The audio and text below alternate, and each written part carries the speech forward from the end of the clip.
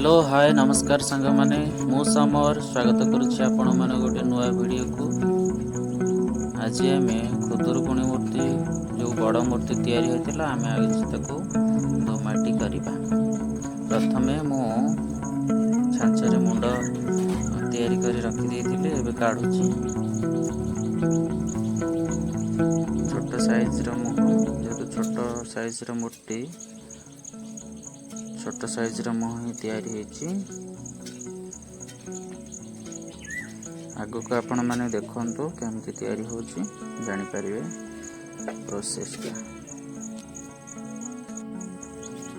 एबे हम मुंड लगेइबा आ किछ चिकिडा माटी नै कि चारिपटे एमती लगेइ दवा। मुंड लगे आगुरु चारिपटे भल से लगेला परे मुंड को आनी आस्ते किना एमती बसई दबा। मुंडटा जमती आग को टिके ये हिला भाया रहे, चारि आंगुली आग को रहे ना पछ को बेसी हेले टिके अबागिया लगिवो से भाया आम आ गोटे मूर्तिर भी मुंडटा लगे दबा।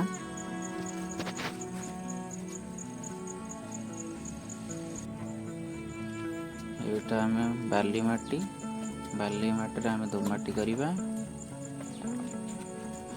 प्रथमे आमे माटी चारिआडे दे दबा। मो माटीटा को टिके नरम पानिया पानिया करले मते सुविधा है करिया पई। मो प्रथमे बेक ठारो गोड़ पर्यंत माटी लगे दे तापरे फिनिशिंग करे।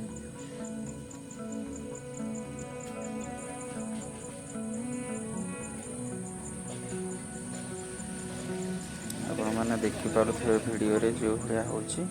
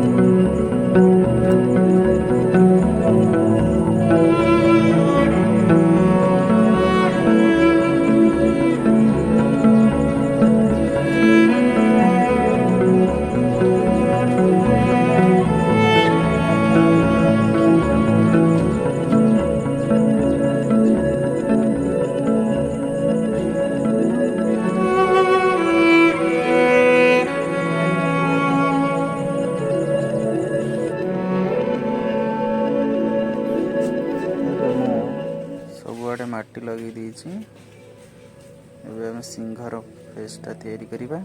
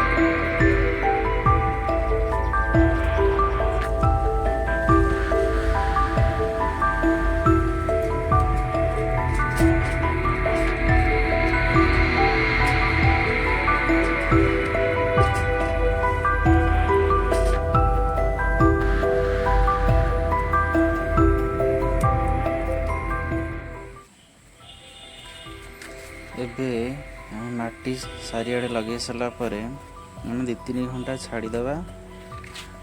2-3 घंटा छाड़ला परे से टिके हार्ड हो जाइथिबो हमको फिनिशिंग करिया को सुविधा हबो।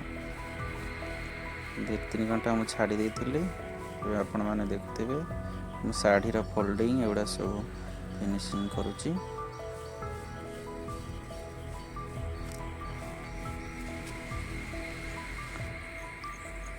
हो गला सब शाढ़ी रो फिनिशिंग हो गला। ब्रश साहाय्य सब आड़े पानी रे मारदेले फिनिशिंग हो जिवो। सांग माने आपण मानको जदि वीडियोटी भल लगी थाए ताहले लाइक कमेंट और शेयर करने को भूलिबेनी। रहुची नमस्कार।